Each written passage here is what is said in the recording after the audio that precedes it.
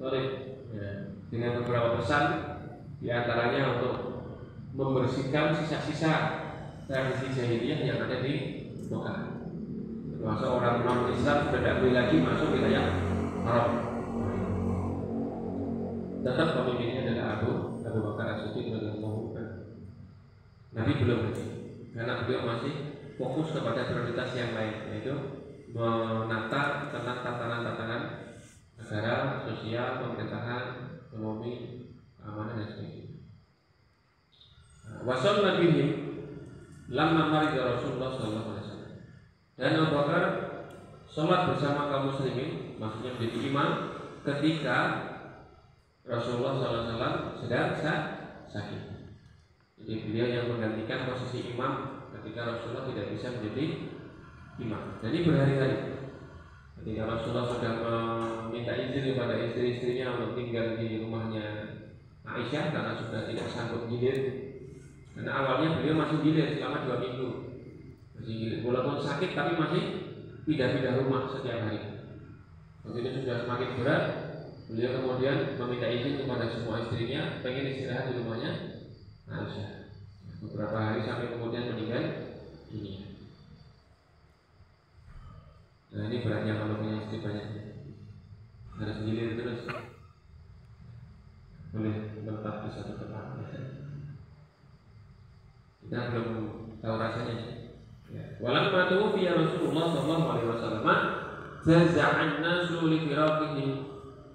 Dan ketika meninggal wafat Rasulullah sallallahu alaihi wasallam, kaum muslimin umat Islam atau penduduk warga itu merasa goncang gundah atas perpisahannya dengan Rasulullah sallallahu alaihi wasallam. Syok atau terpukul.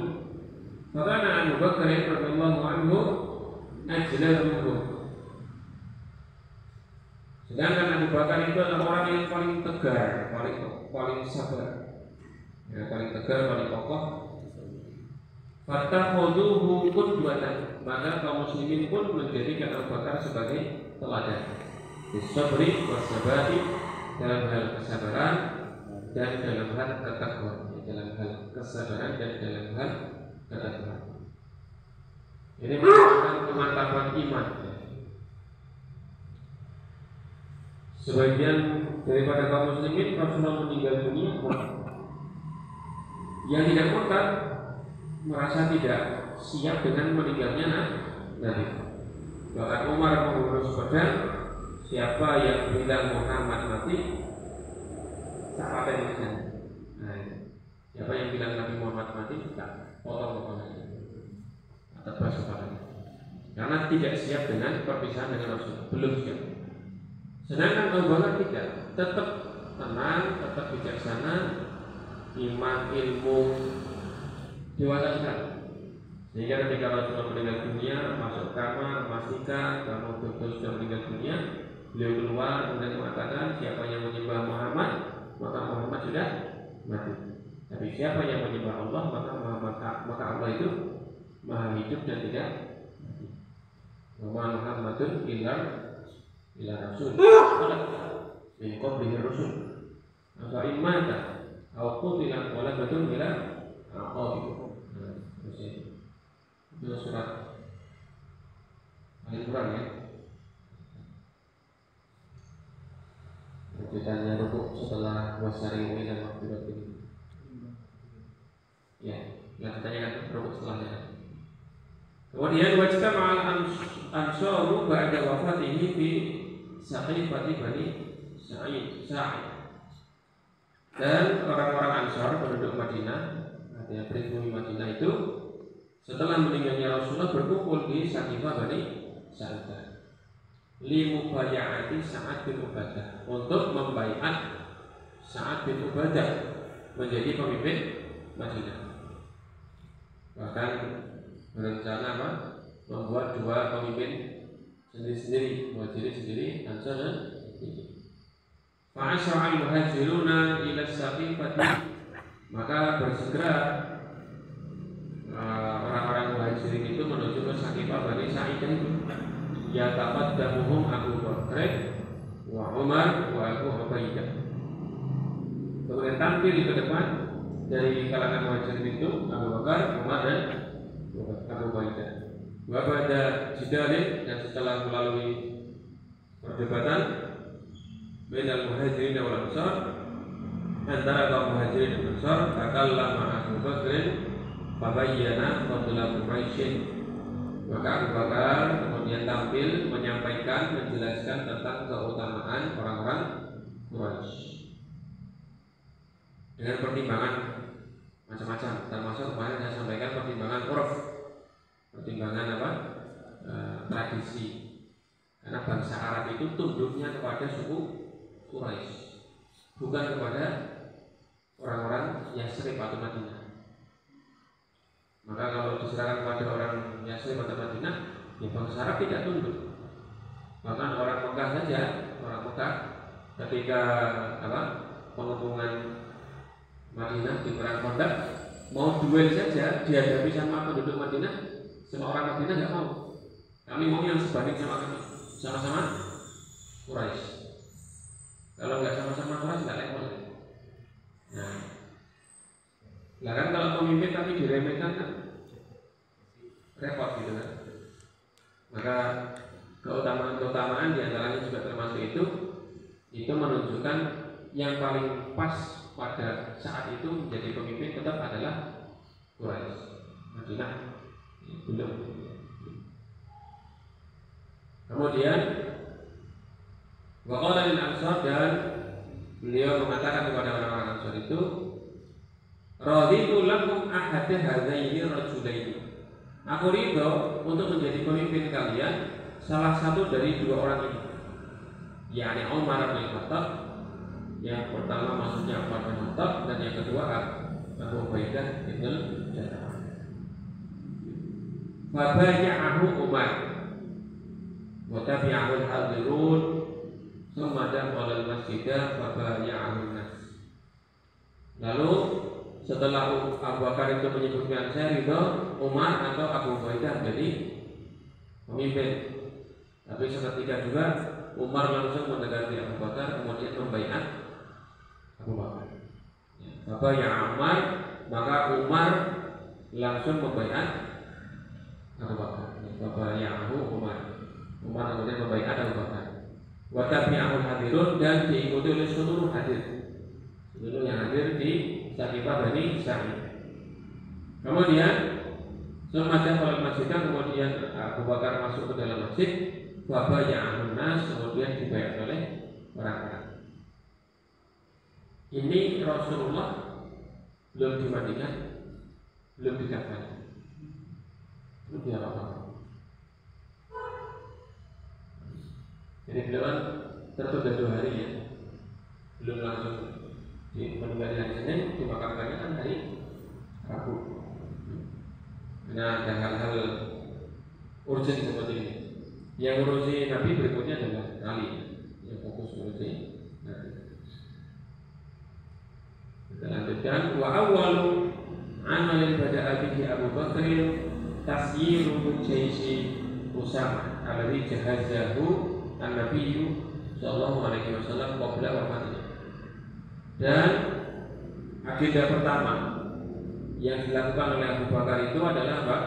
Memberangkatkan pasukannya Usamah bin Zaid bin Aisyah yang telah dipersiapkan oleh Nabi sebelum meninggal. Tujuannya apa? Yuhuzwi atrafis Syam, untuk berperang di perbatasan wilayah Syam. Saya Abu Nafsihi, dan beliau yang memberangkatkannya langsung secara pribadi. Basara al-Jaisu ila Ubna wa raja'a Dhafira. Lalu pasukan itu berangkat menuju Ubna, tempat meninggalnya bapaknya Usamah ya, Zaid bin Harithah, dan kembali dengan membawa kemenangan. Dhafira ya, ketika berubah kosakata itu dalam bahasa kadang-kadang ya nggak langsung nyambung gitu. Setelah buka kamus baru mu'alaman sobaro dhafira. Dhafira itu yang maksudnya siapa yang sabar dia akan sukses, menang, berhasil mendapatkan gitu. Oh, begitu. Jadi kadang-kadang sudah biasa belajar aja, nggak selalu langsung connect gitu. Wartadda muqdamul qabail, dan murtad kebanyakan daripada kabilah-kabilah pada wafatnya Nabi setelah meninggalnya Rasulullah Nabi Muhammad. Walam yabqa illa ahlu Makkah wal Madinati wa qalilun ghairuhum. Dan tidak tersisa kecuali penduduk Mekah, Madinah, dan sedikit dari selain Makkah Madinah. Termasuk kemarin yang disebutkan apa, penduduk Taif. Sukunya apa namanya? Kabilah Saqif. Saqif. Baca haza Abu Bakar al-Juyus. Maka Abu Bakar itu kemudian menyiapkan pasukan-pasukan.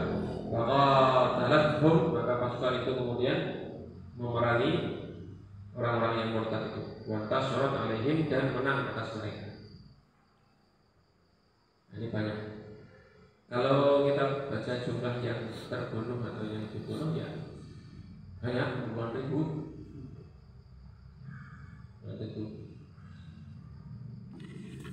Wa fi sanati saniyata asyarata, pada tahun ke-12 setelah Hijrah, jahaza Abu Bakar jaisain li fathil Iraq.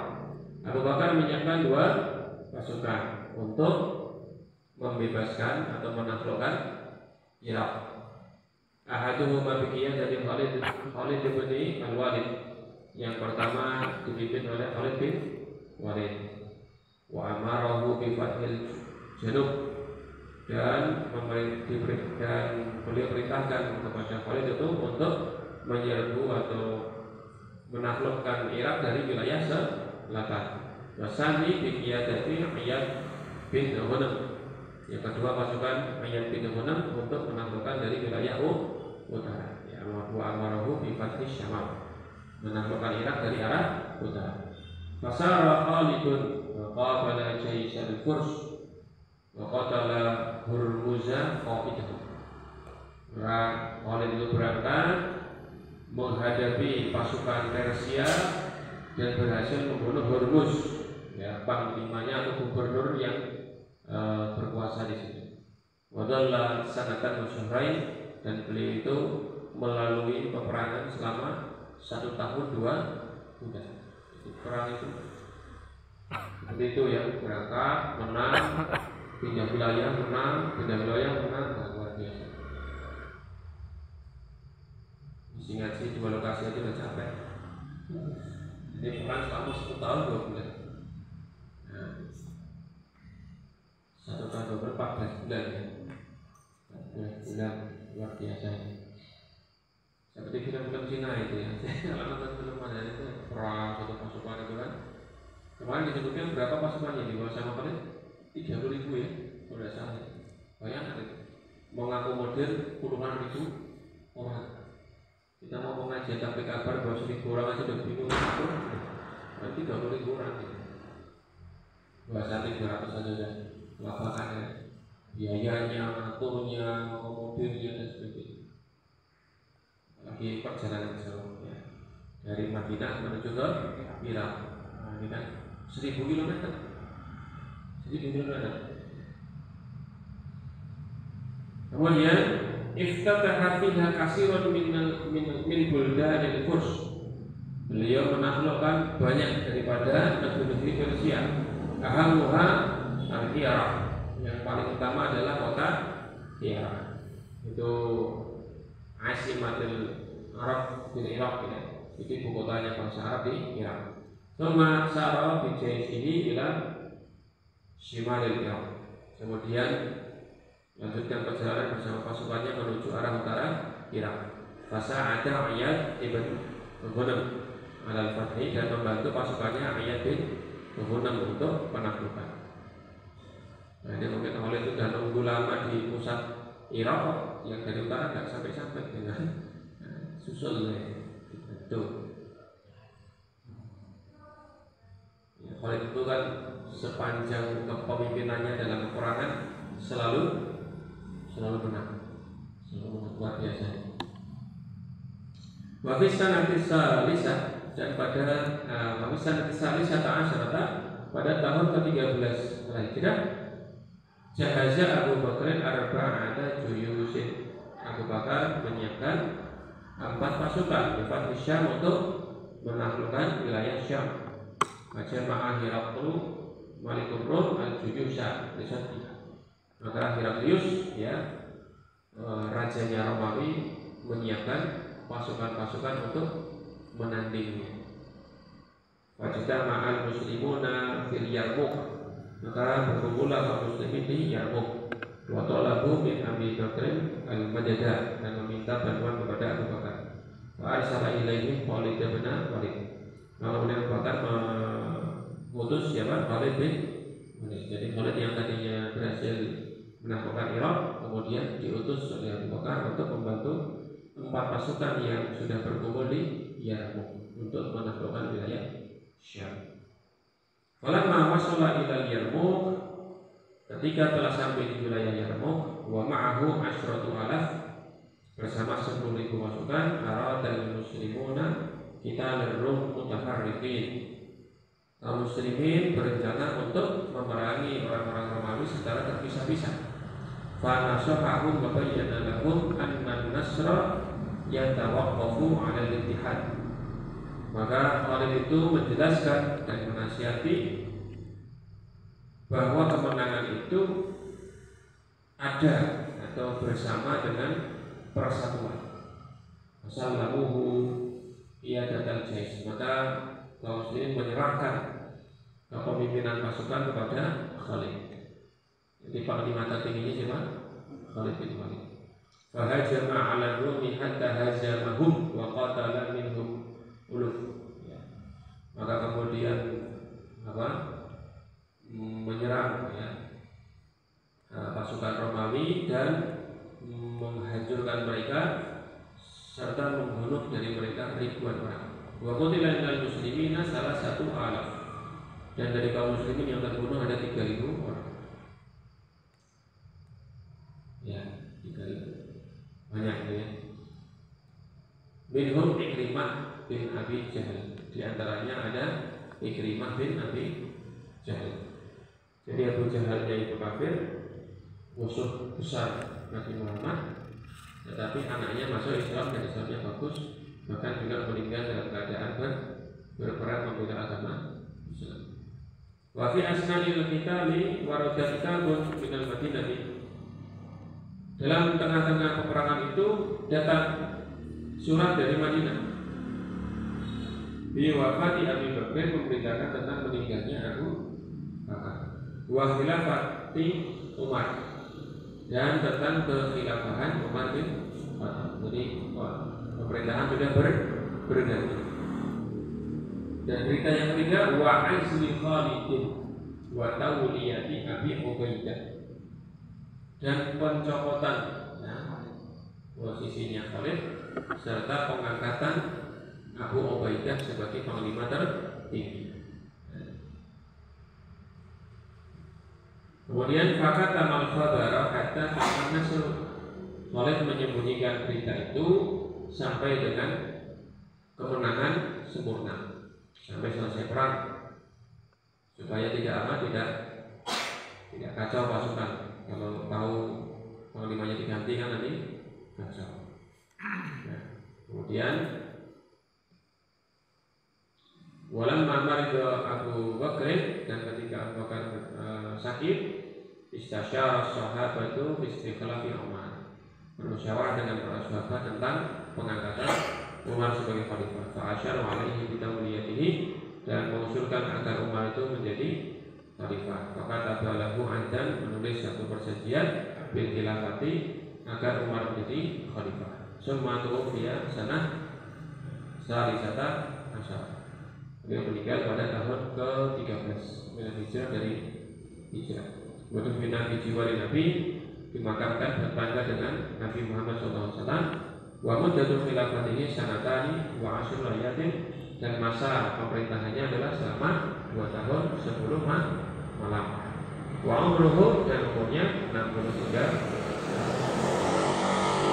Ini kita lanjutkan di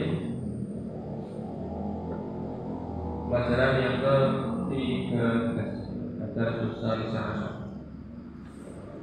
Pelajaran 13 Kita Fatu Umar bin Khattab radhiyallahu anhu. Ke Khalifahan Umar bin Khattab radhiyallahu anhu.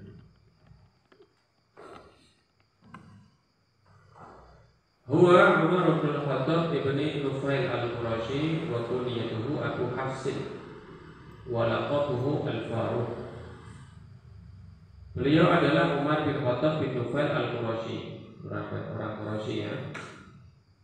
Kunyahnya, panggilannya Abu Hafs. Hafs itu apa? Nasab, singa. Jadi bapak singa. Orang Arab biasa memberikan kunyah sesuai dengan karakternya dalam rangka untuk memuji. Ada bapak singa, ada bapak kucing. Abu Hurairah, bapak kucing. Ada bapak yang membara, Abu Lahab. Lahab kan membara, menyala, karena wajahnya yang putih bersih dan tampan. Abu Lahab itu, ya tampan di dunia tapi masuknya neraka. Kita yang gak tampan-tampan banget ini kan punya kesempatan surga ya. Nah, terus walaqabuhu al-Faruq, dan laqabnya julukannya adalah al-Faruq, sang pembeda. Beliau orang yang tegas dalam hitam dan putih, orang yang tegas dalam hal batil dengan yang hak. Pokoknya tidak ragu-ragu, tidak.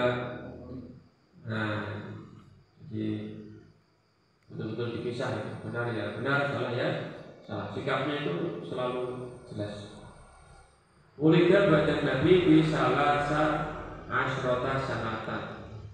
Lahir setelah Nabi selisih 13 tahun. Wa tarabba 'ala sahabati wa najdati wa jur'ati wa qaulil haq.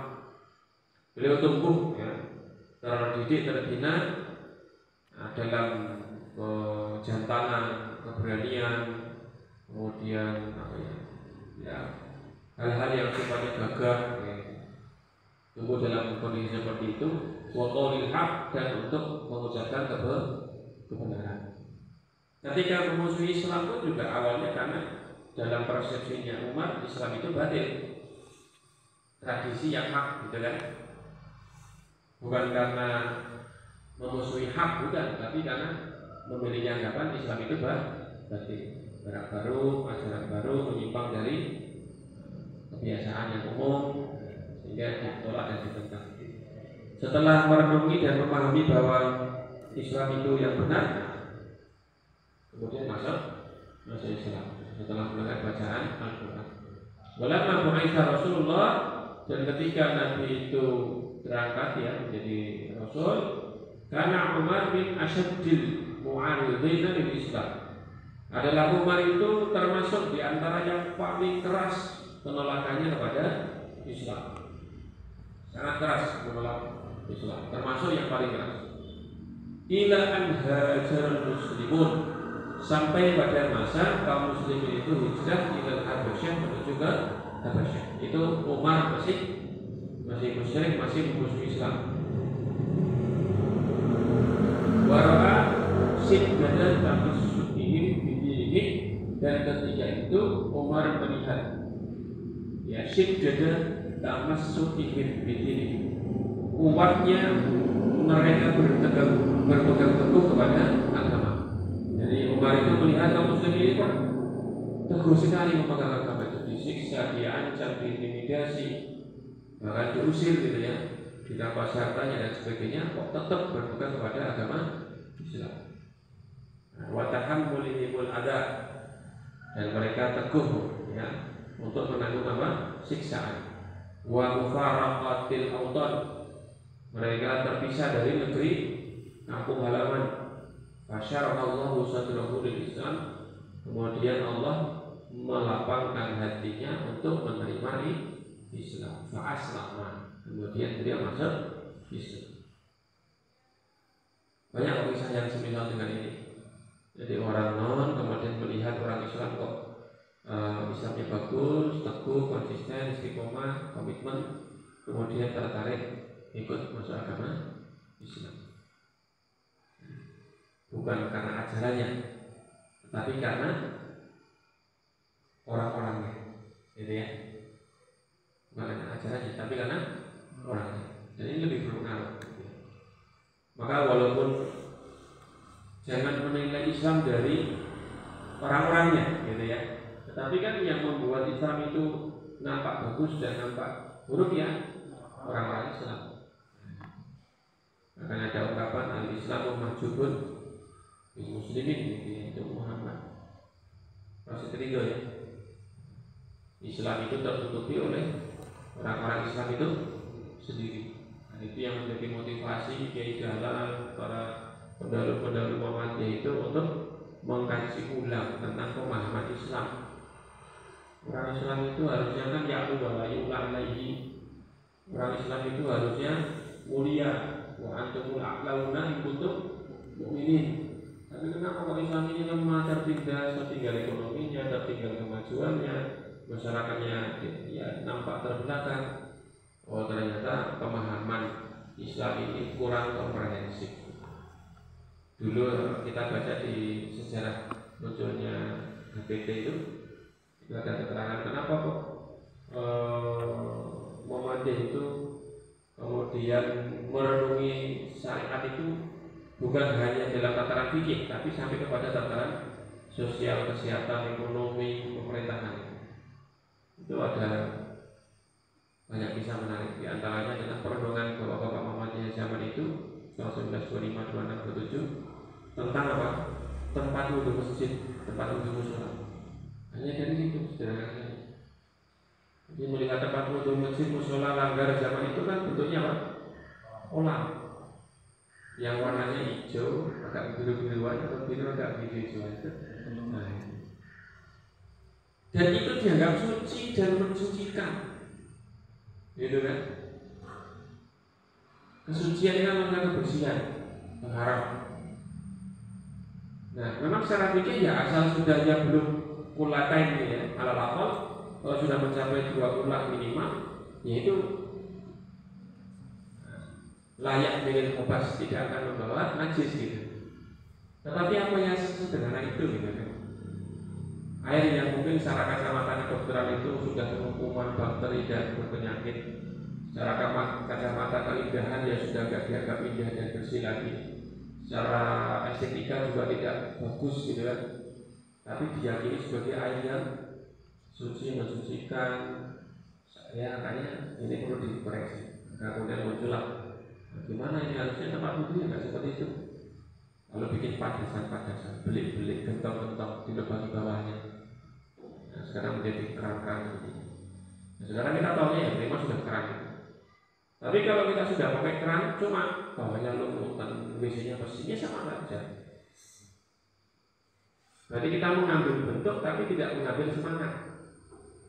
Padahal Muhammadiyah itu berangkat dari semangat. Kenapa muncul pancuran? Kita sekarang sudah pakai pancuran, tapi misalnya lumutan biasanya bersih, nggak tadi kan sudah mengambil semangat, cuma mengambil hasil akhirnya pancuran itu. Maka mau tidak curang lagi. Kembali ke sini. Kemudian wa kana quwwatan lil muslimina hatta qala sahabat ma zilna 'izzatan mundu aslama Umar. Dan adalah Umar itu setelah masuk Islam merupakan apa? Kekuatan bagi kaum muslimin. Sampai-sampai para sahabat itu mengatakan mazilna a'izzatan, senantiasa kami itu mulia ya. Senantiasa kami itu terhormat mundu aslama Umar, sejak Umar itu masuk di Islam. Jadi sejak umat Islam sejak Umar masuk Islam umat Islam itu merasa memiliki wibawa, kemuliaan dan kekuatan. Satu bab lagi mungkin penaklukan Syam. Pelajaran yang ke-14, Fathu Syam, penaklukan Syam. Pada Fathil Yarmouk, setelah penaklukan Yarmouk, Sara Abu Ubaidah bi jaishihi ila Damaskus wa kana Khalid bin Walid yataqaddamu al-jaisha. Fa hasara Damaskus 70 lailatan. Setelah menaklukkan Yarmouk, berangkatlah Abu Ubaidah bersama dengan pasukannya menuju ke Damaskus, Damaskus. Dan adalah Khalid bin Walid tampil di depan pasukan, lalu mengepung kota Damaskus itu selama 70 hari, 70 malam. Nah, ini kan mengepung selama 70 malam, luar biasa. Kalau 10.000 pasukan ya setiap hari mungkin itu harus menyembelih berapa berarti? Kira-kira 100 juta. Setiap hari 100. Oh, perang kan bawa pasukannya sak panganan gitu. Gak mungkin kan bawa pasukan gak bawa makanan tuh. Nah, karena satu onta itu kan kira-kira 100. Kemarin yang perhitungan perang Khandaq itu. Nabi kan ketika tanya sama anak kecil itu, berapa pasukan? Banyak, saya gak bisa ngitung. Nah, setiap hari nyembelih apa? Nyembelih ontanya berapa? Nah, gitu. Nyembelihnya kira-kira 10. Oh, berarti 10 kali 100. Nah, kira-kira 1.000 perang. Luar biasa. Wasami'a Khalid zata lailatin dzawrah fi Damaskus. Satu ketika Khalid itu mendengar ada kegaduhan, kebisingan, keramaian di dalam kota Damaskus itu. Fa'alima annal junda, dan beliau mengetahui bahwasanya pasukan Romawi yang ada di dalam itu sona'u walimatan, sedang mengadakan pesta. Sakiru fiha, mereka pada mabuk-mabuk, teler. Wa taraku mawaqifahum, dan meninggalkan pos-pos mereka al-harbiyah, pos peperangan mereka. Fatasallata Khalidun surul Madinati wa tabi'ahu ba'du syuja'an. Maka beliau kemudian mendaki benteng kota Damaskus itu, diikuti beberapa pemberani. Summa fatahul bab, kemudian membuka gerbang atau pintu kota. Maka baru mereka pun bertakbir, wadah khalal jaisul islamiyyu, maka pasukan Islam itu masuk mukabbiran sambil bertakbir. Mereka sedang mabuk, kita serang. Fa'afaqal jundur min syukrihim, maka pasukan Romawi itu sadar dari kemabukannya itu, atau lakusul, dan meminta perjanjian damai, wal aman, dan keamanan. Wasalahum Abu Ubaidah, lalu Abu Ubaidah itu menerima perjanjian damainya. Wa ammanahum, dan memberikan keamanan kepada mereka. Wa arsalahu li Umar yubashiruhu bil fath, dan mengirim surat kabar kepada Umar, memberi kabar gembira tentang kemenangan di Syam. Artinya Syam sudah berhasil ditaklukkan. Masyarakat bijaisihi wa ma'ahu Khalid bin Walid, dan melanjutkan perjalanan bersama pasukan disertai dengan Khalid bin Walid. Faftatahu mudun Syam, lalu menaklukkan kota-kota wilayah Syam. Ila an wasalu Antakya, sampai ke wilayah Antakya sekarang, itu di Turki. Sampai sekarang masih ada nama kotanya Antakya, termasuk destinasi wisata. Banyak bangunan-bangunan tua sejak abad ke-7, abad ke-8 Hijriah, atau abad ke-9 Masehi, kira-kira. Itu banyak bangunan-bangunan bersejarah. Tetapi kemarin 2023 Turki gempa. Nah, kemudian bangunan-bangunannya hancur.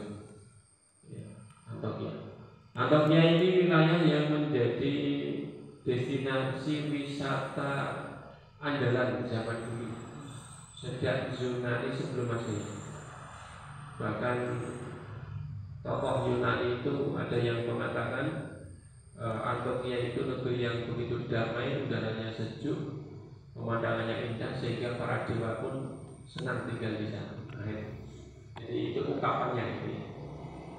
Orang Romawi juga menjadikan Antonia itu sebagai tempat peristirahatan. Bahkan Alexander berapa gitu, Alexander berapa itu yang menjadi panglima pasukannya Romawi yang hebat itu, kalau istirahat di musim panas itu istirahatnya ke Antakya. Silakan searching di internet. Nah ini yang kita baca pada kesempatan malam hari ini. Alhamdulillah sudah sampai di Umar bin Khattab ya, pembebasan wilayah Syam. Nah, ini ditaklukkan di masa kekhalifahan Umar bin Khattab radhiyallahu anhu. Setelahnya nanti ada penaklukan Palestina dan wilayah di sekitarnya. Bahkan wilayah bagian utara Afrika itu mau sekalian diberesi sama Abu Ubaidah sama Khalid. Jadi setelah menaklukkan ini yang baik Turki ya, Turki takluk 12 kali sampai ke Mesir, Muqawqis takluk, nggak mau Islam tapi membayar jizyah 12 kali sampai ke mana? Libya, sampai ke Libya. Nanti kalau katakan Mesir, setelahnya Libya, gitu ya, sampai semua diteruskan, semua Afrika mau ditaklukkan, tapi sama Umar stop ya, balik dulu, jangan terburu-buru. Jadi luar biasa, tidak ada istilah berhenti memang Khalid ini. Tapi sedemikian rupanya beliau berperang dan selalu menang, cita-citanya mati di medan perang. Kalau itu meninggalnya di atas kasur. Nah, ini kan meninggalnya di atas kasur. Kembali tadi itu mati kapan, mati di mana itu kita nggak bisa milih. Jadi kalau ada yang meninggal hari Jumat ya itu kehendak Allah. Meninggalnya bukan hari Jumat ya, jadi kan nggak usah menyesal. Di kuburan kemudian aku kok mati lewat hari Jumat itu jangan itu, nggak perlu. Itu tidak bisa kita lakukan. Mengolah sebab mudah-mudahan bermanfaat. Insya Allah kita lanjutkan pada pertemuan yang berikutnya, penaklukan Baitul Maqdis satu Baitul. Subhanallah wa bihamdihi, asyhadu an la ilaha illa anta, astaghfiruka wa atubu ilaik. Wassalamualaikum warahmatullahi wabarakatuh.